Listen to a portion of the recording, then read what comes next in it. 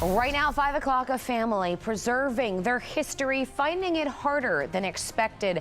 A headstone and a special plaque honors their grandfather's final resting place. In a story you'll see only on 2, a funeral home says the family will have to choose which one stays and which one goes. Well, that family says the Woodlawn Funeral Home and Cemetery is now telling them that after over 70 years, only one of the headstone and plaque is allowed. KPRC 2's Bill Barajas is live with the story tonight.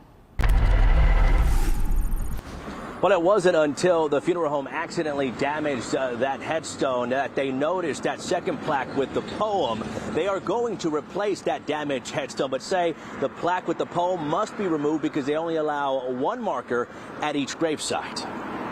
In loving memory, the short subjects are over. Susan Wolf may have never met her grandfather, but this place and that poem mean the world to her. To me, it's a desecration of his grave.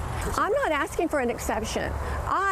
In my mind, I accept the fact that you want to come and make new rules from today forward. But don't go back and change what has been. More than anything, it's family history. These are great aunts and uncles. These are great-grandparents. Wolf says her grandfather, Charles Robert Wygant, was laid to rest here in 1951. For about 72 years, it looked like this, until recently, around June 22nd, when the headstone was accidentally damaged.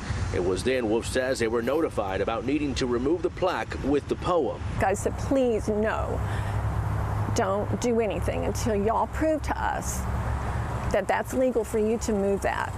We need to see the deeds. KPRC 2 reached out to the Woodlawn Funeral Home and Cemetery, who has been under new management for about 11 years.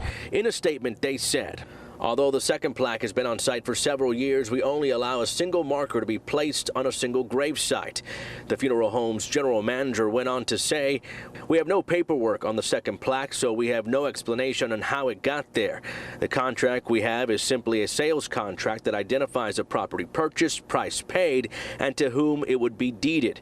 The statement on the contract that has any relativity to the situation is a line that indicates the seller has the ability to change and enforce rules. And Wolf says she is hoping to get a copy of that contract. She's also working to figure out what her rights are in this situation. The general manager I spoke to said she was out of town, but she would investigate further. She would also try to pull the contract from microfilm when she returns. To read her full statements, you can go to our website, click to Houston, just click on this story. It will be there. We're live in West Houston. Bill Barajas, KPRC 2 News.